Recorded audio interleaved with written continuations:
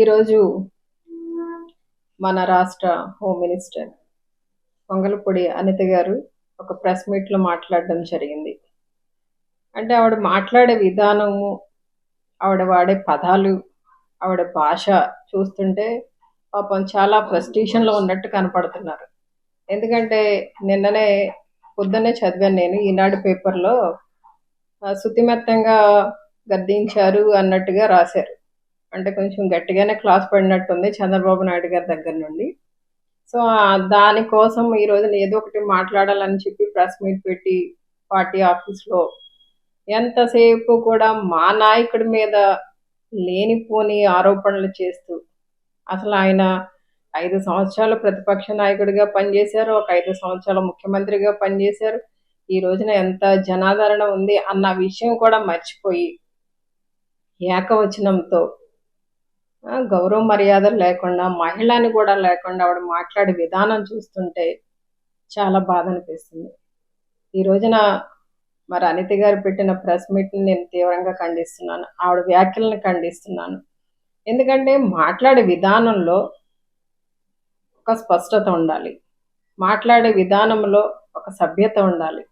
ఈ రోజున చంద్రబాబు నాయుడు గారి నుండి మనం ప్రశంసలు పొందాలి, లోకేష్ గారి నుండి ప్రశంసలు పొందాలని చెప్పి మా నాయకుడి మీద లేనిపోని ఆరోపణలు చేస్తూ నోటికి ఏదొస్తే అది మాట్లాడేసి దిగజారుడు మాటలు మాట్లాడేయడం కరెక్ట్ కాదని చెప్పి ఆవిడ తెలియజేస్తున్నాను.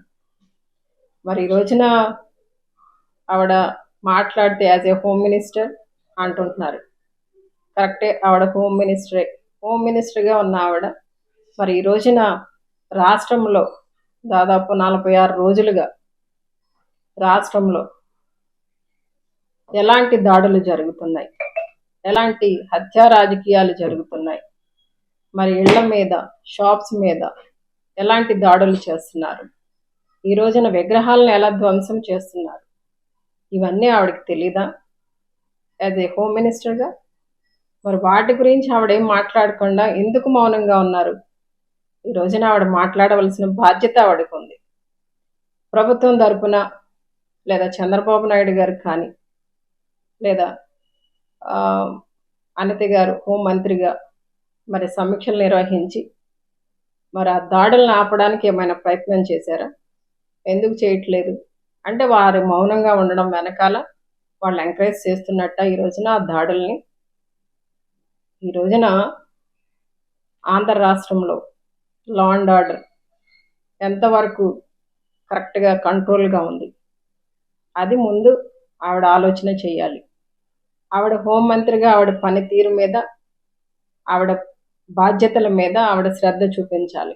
ఎంతసేపు కూడా ప్రతిపక్షంలో ఆవిడ ప్రతిపక్ష నాయకురాలిగా ఉన్నప్పుడు ఏ విధంగా మాట్లాడారో అదే విధంగా, అదే ధోరణిలో, అదే పద్ధతిలో ఇంకా మాట్లాడతాను అంటే కరెక్ట్ కాదు.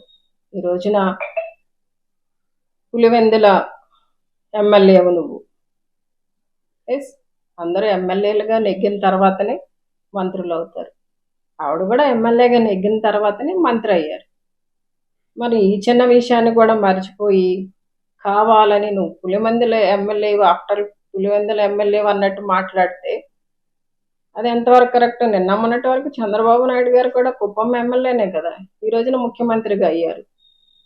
మరి ఆ విధంగా మాట్లాడే ధోరణి కరెక్ట్ కాదని ఆవిడకి తెలియజేస్తున్నాం. ముఖ్యంగా ఈ మధ్య కాలంలో వీరు అధికారంలోకి వచ్చిన కొద్ది రోజుల్లోనే చిన్నారుల మీద, యువతుల మీద మరి అత్యాచారాలు జరుగుతున్నాయి, మరి హత్యలు జరుగుతున్నాయి. మరి వాటి గురించి ఆవిడేం స్పందించారు? ముఖ్యంగా నంద్యాల జిల్లా ముచ్చుమర్రిలో బాలిక అదృశ్యమైంది. రాష్ట్రమంతా కలకలం రేగింది. 8 ఏళ్ల చిన్నారిని రేప్ చేసి చంపేసి ముక్కలు ముక్కలుగా చేసేశారు. అలాంటి చిన్నారి కుటుంబానికి కనీసం పరామర్శించడానికి ఎవరు వెళ్ళారండి? హోంమంత్రిగా ఈవిడ వెళ్ళారా? వెళ్ళే తీరిక ఈవిడకుందా? ఇక్కడ మాత్రం యాజ్ ఏ హోమ్ మినిస్టర్గా అది గుర్తు రాలేదు ఆవిడకి. వెళ్ళవలసిన బాధ్యత ఆవిడకి గుర్తు రాలేదు.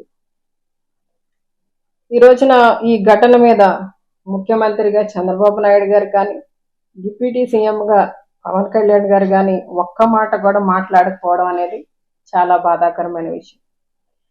మాట్లాడలేదు సరికదా, కనీసం వారి వైపు కన్నెత్తి కూడా చూడలేదు, పరామర్శించలేదు, ఆ బాధిత కుటుంబానికి ఏమాత్రం కూడా భరోసా ఇవ్వలేదు.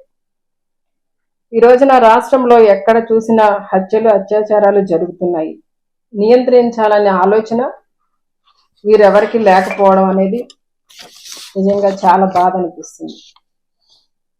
ఎక్కడ దాకా ఎందుకండి, అనిత గారి పక్క నియోజకవర్గంలో 9వ తరగతి చదువుతున్న బాలికను దారుణంగా అత్యాచారం చేసి హత్య చేసి మరి ఈ రోజున అంత ఇబ్బందిలో ఉన్న కుటుంబానికి కనీసం వెళ్ళి వాళ్ళకి అండగా ఉండడం కానీ, పరామర్శించడం కానీ, లేదా ₹1 ఆర్థిక సహాయం చేయడం కానీ జరగలేదు.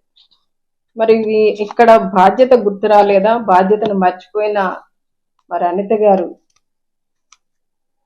ఈ రోజున యాజ్ ఏ హోమ్ మినిస్టర్గా మరి ఆవిడ ఏం చేశారు? మీడియా ముందుకు వచ్చి మా నాయకుడు మా జగన్ అన్నను విమర్శించడమే పనిగా పెట్టుకుని ఈ రోజున ఆవిడ మాట్లాడే పదాలు, ఆవిడ వాడే భాష మరి మహిళలందరూ కూడా తలదించుకునేలా ఉంది. వీళ్ళు సన్మానాలు చేసుకోవడానికి తీరుకుంది. ఆడపిల్లలు అత్యాచారాలు జరిగినా, హత్యలు జరిగినా ఆ కుటుంబాన్ని పరామర్శించడానికి మాత్రం వీళ్ళకి తీరిక లేదు. 4 రోజుల క్రితం వినుకొండలో జరిగిన హత్య మీరు అందరూ చూశారు మీడియా ద్వారా, వీడియోల ద్వారా. నిజంగా ఆ హత్య చూస్తే నడి రోడ్డు మీద ఒక వ్యక్తి రషీద్ అనే అబ్బాయిని ఏ విధంగా నరికాడో మనం ఆ వీడియోల ద్వారా చూడడం జరిగింది. అంటే అంత భయంకరంగా హత్యలు చేస్తుంటే ఈ రోజున మరి వీళ్ళందరూ కూడా ఏం చేస్తున్నారు? మాట్లాడితే ఎవరో ఒక మీడియా మిత్రుడు అడిగిన ప్రశ్నకి మేము లాఠీలు పట్టుకుని తిరగాల, మేము గన్నలు పట్టుకుని తిరగాల అని అడుగుతున్నారు. ఈవిడ లాఠీలు పట్టుకుని తిరగక్కర్లేదు, గన్నలు పట్టుకుని తిరగక్కర్లేదు. ఆ రెండూ పట్టుకుని తిరిగే పోలీసులకి స్వేచ్ఛనిచ్చి వారి డ్యూటీలు వాళ్ళని చేయనిస్తే బాగుంటుంది. ఎంతసేపు కూడా పోలీసుల్ని మా నాయకుల మీద, ఇళ్ళకి మా కార్యకర్తల మీద దృష్టి పెట్టి వాళ్ళని తీసుకొచ్చి లోపలేయండి, వాళ్ళని తీసుకొచ్చి స్టేషన్లో కూర్చోబెట్టండి, వాళ్ళ మీద కేసులు కట్టండి అని చెప్పి వీళ్ళ నాయకులు అందరూ కూడా మరి పోలీసులను కంట్రోల్ చేయడం వల్ల, వాళ్ళ డ్యూటీలు వాళ్ళు చేయలేకపోవడం వల్ల ఈ రోజున రాష్ట్రంలో లా అండ్ ఆర్డర్ అనేది కంట్రోల్ తప్పిందని ప్రజలందరికీ కూడా అర్థమవుతుంది. ఈ రోజున మరి రాష్ట్రంలో శాంతి భద్రతలను కాపాడవలసిన బాధ్యత మరి హోంమంత్రిగా ఆవిడకి ఉంది కనుక ఈ రోజున ఆవిడకున్న బాధ్యతలను ఆవిడ గుర్తించుకొని ఆ బాధ్యతల మీద దృష్టి పెట్టి ఈ రోజున రాష్ట్రంలో జరుగుతున్న అరాచకాలన్నిటినీ కూడా కంట్రోల్ చేయవలసిన బాధ్యత ఆవిడకుందని తెలియజేస్తున్నారు. ఈ రోజున ఏదైతే రషీద్ని దారుణంగా హత్య చేశారో ఆ హత్య జరిగిన మరుసటి రోజునే మా ఎంపీ మిథున్ రెడ్డి గారి మీద దాడి చేయడం, రాళ్లతో దాడి చేయడం, ఆయన కార్లు పగలగొట్టడం, అలానే మాజీ ఎంపీ రెడ్డప్ప గారి కారును తగలబెట్టడం, ఇవన్నీ కూడా ఆవిడకి ఎక్కడా కూడా మరి అవాంఛనీయమైన సంఘటనలా కనబడట్లేదు. ఎక్కడా కూడా రాష్ట్రంలో ఇలాంటి సంఘటనలు జరిగాయి, దీనివల్ల శాంతి భద్రతలకి లోపం, విఘాతం కలుగుతుంది అన్న విషయం ఆవిడకి తెలియట్లేదా అనేది మాకు డౌట్గా ఉంది. ఎందుకంటే ఈ రోజున వీళ్ళందరూ కూడా మా నాయకుల మీద, మా ఎంపీల మీద, మా మాజీ ఎంపీల మీద దాడి చేసి వాళ్ళని కొట్టి, వాళ్ళు గాయపరిచి తిరిగి హత్యాయత్నం కేసులు ఎవరి మీద పెడుతున్నారండి? మా వాళ్ళ మీదే పెడుతున్నారు. నిజంగా ఇది చాలా హాస్యాస్పదంగా ఉంది. ఇక్కడ కింద స్థాయిలో, క్షేత్రస్థాయిలో కూడా మా నాయకులు, మా కార్యకర్తల మీదనే దాడి చేసి వాళ్ళని కొట్టి, వాళ్ళు మళ్ళీ పోలీస్ స్టేషన్కి రప్పించి వాళ్ళ మీదనే 307 కట్టిస్తున్నారు. ఎంత దుర్మార్గమైన మరి పరిపాలన. గతంలో మేము కూడా 5 సంవత్సరాలు అధికారంలో ఉన్నాము. ఎప్పుడు కూడా మరి ఇలాంటి దాడులు అయితే మా ప్రభుత్వంలో జరగలేదు.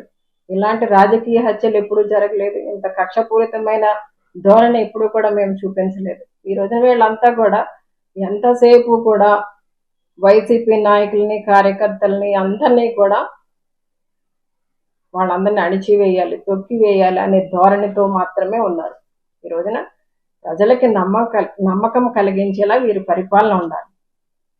ప్రజలు ఒక తీర్పునిచ్చారు, ప్రజలందరికీ నమ్మకం కలిగించేలా వీళ్ళ పరిపాలన అందించాలి. అంతేగాని ఈ రోజున ఎంతసేపు కూడా మా నాయకుడి మీద లేనిపోని అసత్య ప్రచారాలు చేయడం, ఏది పడితే అది మాట్లాడడం, అలానే మా నాయకుల్ని, కార్యకర్తల్ని ఇబ్బంది పెట్టడం, ఇదే పరిపాలన అనుకుంటున్నట్టున్నారు.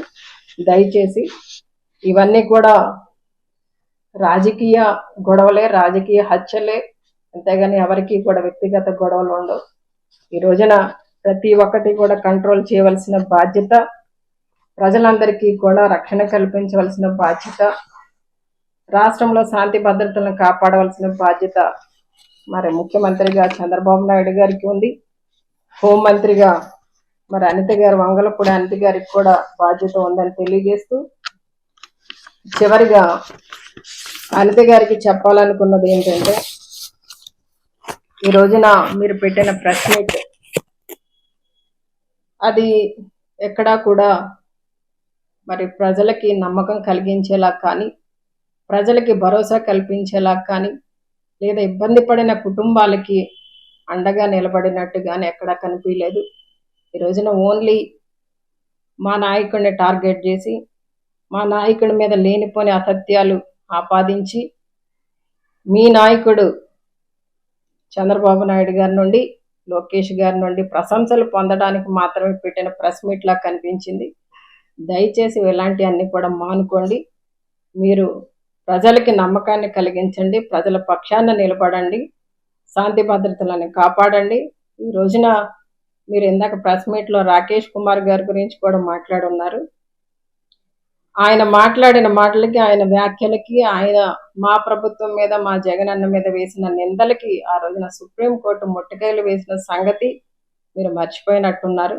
దయచేసి సత్యాలు మాట్లాడండి, అసత్యాలు మాట్లాడొద్దు. ఏదో ఒకటి మాట్లాడేసి ప్రజలని మభ్యపెట్టి మాయ చేసి వాళ్ళని పక్కదో పట్టించే కార్యక్రమం మానుకోవాలని చెప్పి మీకు తెలియజేస్తున్నాను.